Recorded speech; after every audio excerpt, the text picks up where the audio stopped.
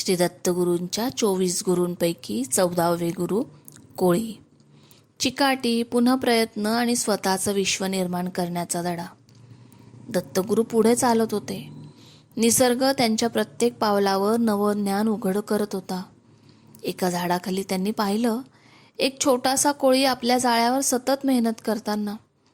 एक क्षणही न थांबता, एक धागा, मग दुसरा, मग पुन्हा काही तुटलं, काही उडून गेलं, काही राहिलंच नाही. पण कोळी थांबत नाही. तो पुन्हा सुरू करतो. आणि तोच झाला दत्तगुरूंचा पुढचा गुरु कोळी. पुन्हा प्रयत्न, केंद्रितता आणि स्वतःचं विश्व स्वतः उभं करण्याची ताकद. दत्तगुरूंनी निरीक्षण केलं, कोळी आपलं जग स्वतः तयार करतो. कोणी मदत करत नाही, कोणी ढकलत नाही. वारा आला, जाळं तुटलं, पाऊस आला, सर्व वाहून गेलं. पण कोळी रागवत नाही, खचत नाही, तक्रार करत नाही. तो एकच करतो, पुन्हा सुरुवात आणि पुन्हा आणि पुन्हा. त्याला माहीत असतं, त्याच्या जगाची दोरी कुणाच्या हातात नाही. ती त्याच्या मेहनतीतून, लक्षातून आणि सातत्यातून तयार होते.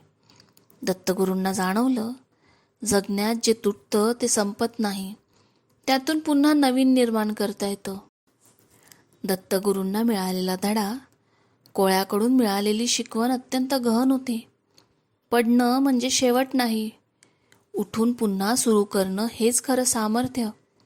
लहान प्रयत्नही मोठं जग उभं करतात. फक्त त्या सातत्य हवं. इतरांवर अवलंबून न राहता स्वतःचं विश्व स्वतः घडवावं. मन केंद्रित असेल तर नाजूक धाग्यांनीही भक्कम जाळं तयार करता येतं. तुटलेलं जाळं कधी अपयश नसतं.